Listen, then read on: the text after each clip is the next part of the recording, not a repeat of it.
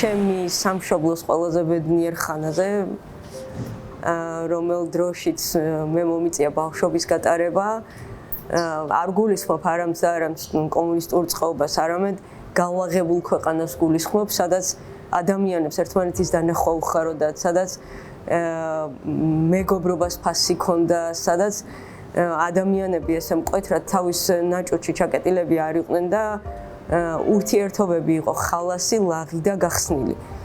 ეს საშუალებას გვაძლევდა, რომ ოჯახებით, მეგობრებით, დიდი ადამიანების ჯგუფით დასასვენებლად წავსულიყავით და დაუშვათ მამის და დედის მეგობრებს შვილებით ერთად გაგვეტარებინა ზაფხული, რაც საბოლოო ჯამში იწვევდა დაძმურ კავშირს და ვიზრდებოდით ისე, რომ მშობლების მეგობრების შვილებს ღვიძლიდებისგან ვერ ვარჩევდით და ეს მეგობრობა მომყვება დღევანდელ დღემდე.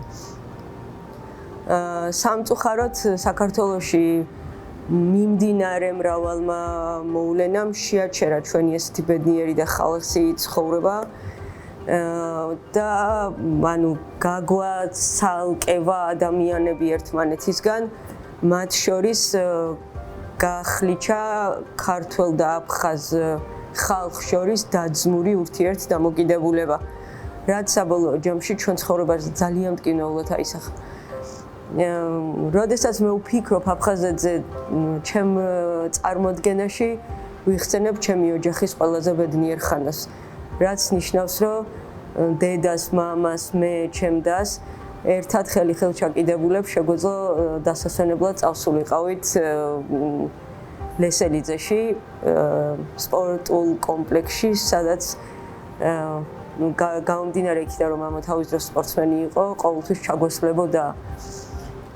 მეც აქტიურად სპორტით ვიყავი დაკავებული, ვიხსენებ იმ პერიოდს, როდესაც მამამ ცურვამა სწავლა და ყოველთვის ჩემ წარმოდგენაში, როდესაც ვადარებ ერთმანეთს აფხაზეთის და აჭარის ზღვა ჩემ წარმოდგენაში არის აფხაზეთში, განსაკუთრებით გაგრაში ზღვა.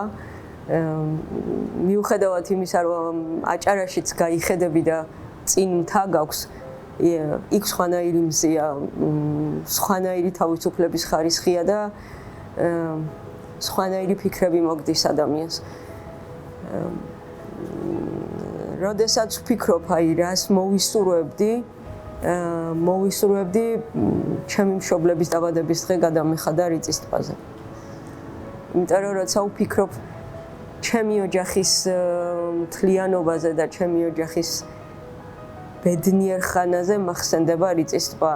როცა მინდა რომ ჩემ თავს შემოუძახო, რომ ყველაფერი კარგად იქნება, ვფიქრობ აფხაზეთზე და როდესაც ყველაზე დარდიანი და სევდიანი ვარ, როგორი გასაკვირიც არ უნდა იყოს, სტუმრად ჩავდივარ ხოლმე კორცხელის დედათა მონასტერში, სადაც ალიონზე ძალიან კარგად ჩანს აფხაზეთი და ვცდილობ ეზრო არ გამოვტოვო, ღამე არ მძინავს. ოღონდ გათენდეს, რომ ფერდზე შემოვდგე, დილის 20-ს წავიკითხო და გავხედო აფხაზეთს. მთელი ჩემი ცნობიერი, ბედნიერი, თავისუფალი ჯანმრთელი ლაღი საქართველოს უკავშირდება აფხაზეთზე ფიქრებს. და მე მჯერა, რომ ღმერთი იმედს არ გამიცრუებს და აფხაზეთი საქართველოა, ის აუცილებლად გახდება საქართველოს შემადგენელი ნაწილი. ჩემი როგორც ადამიანის ფიქრი არის ალბათ სინანულის გზით უნდა მოხდეს ეს შერიგება. აფხაზეთი საქართველოს ტერიტორიული მთლიანობის განუყოფელი ნაწილი არის. მე ვფიქრობ, რომ სინანულის გზით უნდა მოგცეს ღმერთმა იმის უფლება, რომ მივიდეთ სიმონ კანანელის საფლავთან. თუ ჩვენ იმ რწმენას ვესასწოებით, რომ დედა ღვთისმშობლის წილხვედრი ქვეყანაა, მაშინ უნდა გვესმოდეს, რომ სიმონ კანანელის საფლავი აუცილებლად მიგვიყვას დედა ღვთისმშობელთან. სხვანაირად არ არსებობს, იმიტომ რომ კანას გალილეაში მოხდა პირველი სასწაული, რომელიც უფალმა აღასრულა და მე მჯერა, რომ ამ სასწauლებრივი გზით სიმონ კანანელი თვითონ აღასრულებს იმ იმედს, რომ დედა ღვთისმშობელს ტერიტორიულად მთლიან არსებით ერთიან საქართველოს ჩააბარებს ხელიდან ხელში საპატრონოს, სხვანაირად არ მოხდება. უბრალოდ ამ გზამდე უნდა მიგვიყვანოს წინაპრების ნათელმა ხსოვნამ, ჩვენ საკუთარ გულებში არსებულმა სინანულმა და დანდობამ, რომ ძმებმა, მეზობლებმა, მეგობრებმა ერთმანეთი დავინდათ და ერთმანეთისგან პატიება ვითხოვოთ.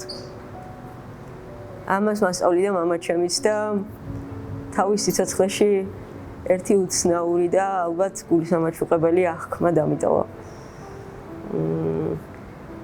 სანამ აფხაზეთში საომარი ვითარება დაიწყებოდა და სანამ საქართველოში ახალი ისტორია დაიწერებოდა 1988 წელს დავამთავრე საშუალო სკოლა და მამამ მომიწყო სურპრიზი სამოგზაუროდ წამიყვანა გემით შოთა რუსთავით ევროპის გარშემო. როდესაც ეს კრუიზი დასრულდა, ჩვენ ჩამოვედით ბათუმში და ბათუმიდან მამას თავის ერთ-ერთ საწარმოში, რომელიც ქალაქში მდებარეობდა, მივლინებით უხდებოდა ჩასვლა და მეც წამიყვანა თან. როდესაც დილა გათენდა და თბილისში უკან წამოსვლა დავაპირეთ, მამის მეგობარმა სურპრიზი დაგვახვედრა და მანქანაზე დამაგრებული დაგვხვდა პალმის ხე, რომელიც წამოვიღეთ აფხაზეთიდან და დღემდე ხარობს კახეთში ჩვენ სახლში, რომელიც მდებარეობს თელავის რაიონში, სოფელ ართანაში. ჯერ კიდევ ბებია ძალიან ესასუებოდა ამ ხეს და ძალიან უნდოდა რომ გაეხარა პალმას კახეთში. რა თქმა უნდა, გაიხარა და ხარობს დღემდე და რამდენი ამ სახლის კარებს შევაღებილით ხოლმე, იმდენი მამა ამბობდა, რომ ეს ხე მანამ იქნება ცოცხალი, სანამ ღმერთი აფხაზეთს არ დაგვიბრუნებსო. დღეს უკვე, როდესაც მამა ცოცხალი აღარ არის და მინდა ვიფიქრო მამაზე, ჩემი ბავშვობის ყველაზე ბედნიერ ხანაზე, რომელიც მამასთან ერთად აფხაზეთში მაქვს გატარებული. მარტო ჩავდივარ ხოლმე კახეთში და ძალიან დიდი ხანი ვზივარ ამ პალმის ხის ქვეშ. თუმცა ჩემი საუბარი მინდა დავასრულო ერთი გულის ამაჩუყებელი მოგონებით, რომელიც ჩემ ცხოვრებაში ძალიან კვეთრად არის აღბეჭდილი და მაძლევს იმის უტყუარ იმედს, რომ ძალიან მალე ისე რომ ჩვენ შეიძლება წარმოდგენაც არ გქონდეს, ღმერთი ყველას ერთად მოგცემს აფხაზეთში უკან დაბრუნების საშუალებას. 2010 წელი იყო, როდესაც ჩვენ ვემზადებოდით სვეტიცხოვლის 1000 წლის იუბილისთვის. მაშინ ჩვენი საწარმო უკვე სახელმწიფო საკუთრება იყო და ჩვენ მკერავდით ქართველი ჯარისთვის სამხედრო ფორმას, უпростоრეთ აღჭურვილობას. როდესაც ამ ძიმე საქმეს შევეჭიდე, განუწყვეტლივ საღამოს ლოცვას ვესწრებოდი ხოლმე საპატრიარქოში და უწმინდესის ლოცვა კურთხევით ღმერთმა შემაძლებინა, რომ ანუ პირველი პრეცედენტი მომხდარიყო ისე, რომ საქართველოში ქართული ჯარი შეგვემოსა და თან ძალიან გულის ამაჩუყებელი სანახავი იყო, იმიტომ რომ ახალგაზრდა გოგოები შრომობდნენ თავის თანატოლი ბიჭებისთვის და უწმინდეს ძალიან მოწონდა ეს. მე უყვებოდი ხოლმე ხშირად აფხაზეთში ჩემს გატარებულ ბავშვობას და ბავშვობის ძალიან ბედნიერ წლებს და საუბრობდი ხოლმე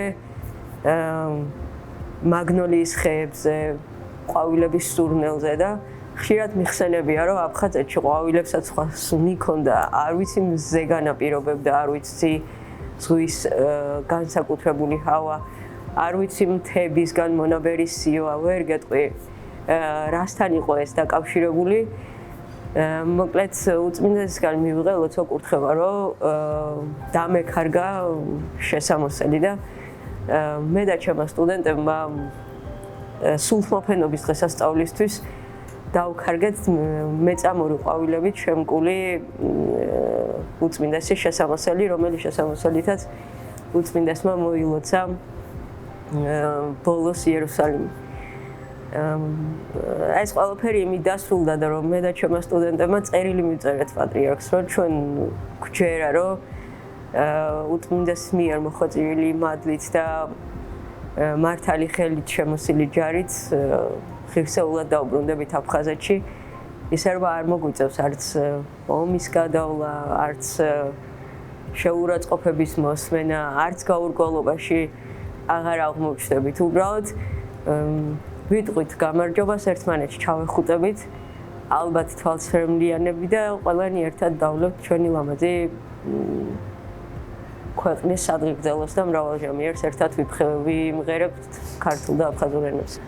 არ შეიძლება შურით, მტრობით, გულში ჩარჩენილი, თუნდაც იოტისოდე ნაღველით რაიმე სიკეთე განხორციელდეს. როდესაც აფხაზეთში დარჩენილ ეთნიკურ აფხაზებს უჭირთ და ჩვენ ვიცით, რომ ისინი ჩვენი მეზობლები და ძმები არიან, ჩვენ ვალდებულები ვართ, რომ როგორი რთულიც არ უნდა იყოს, მივიდეთ და უბრალოდ მივეხმაროთ აღშენებლობაში, განწყობის აღდგენაში, ჩვენი თავი დავანახოთ ისეთები, როგორებიც სინამდვილეში ვართ. უთხრათ, რომ ჩვენ ისინი ძალიან გვიყვარს. არაფერს არ ვერჩით, არ უემტერებით.